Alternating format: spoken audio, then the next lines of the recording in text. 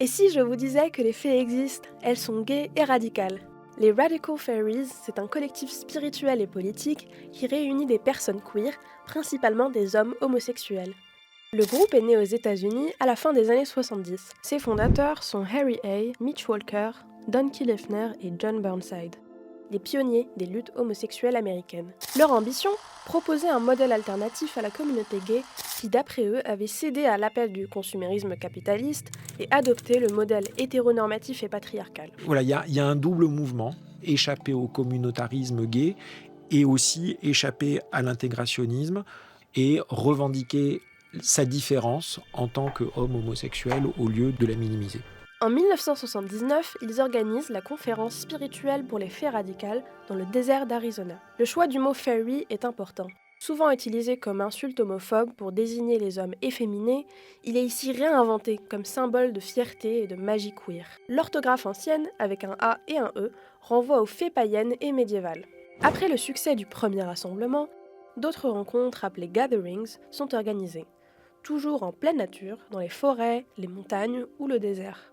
On y pratique toutes sortes d'activités, des rituels collectifs au cercle de parole, en passant par des ateliers artistiques et des jeux de rôle. Les fairies apparaissent dans un contexte bien particulier. À la fin des années 60 aux États-Unis, on assiste à la fois au mouvement de libération gay et à l'émergence de contre-cultures spirituelles et écologiques, comme le courant hippie. Les fées revendiquent ainsi de nombreuses influences, le paganisme, l'éco-spiritualité, les rituels chamaniques, mais aussi le marxisme, l'anarchisme et la culture drague. Elles s'inspirent de l'idée de bispiritualité, empruntée à certaines cultures autochtones d'Amérique du Nord. Dans ces communautés, les personnes dites two-spirit occupent un rôle sacré, à la fois féminin et masculin. Les fairies y trouvent un modèle pour revendiquer une relation fluide au genre et à la masculinité. Chez les fées, il n'y a ni hiérarchie ni dogme. Elles s'organisent de façon autonome et prennent les décisions collectivement. C'est pourquoi les cercles de parole occupent une place fondamentale. Ils permettent à chacun de partager son vécu, en particulier dans les années 80 à 90, marquées par l'épidémie du sida.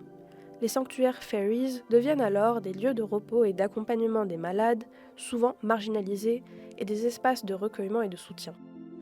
Aujourd'hui, des rassemblements et communautés de fairies existent toujours, aux États-Unis, en Australie et en Europe.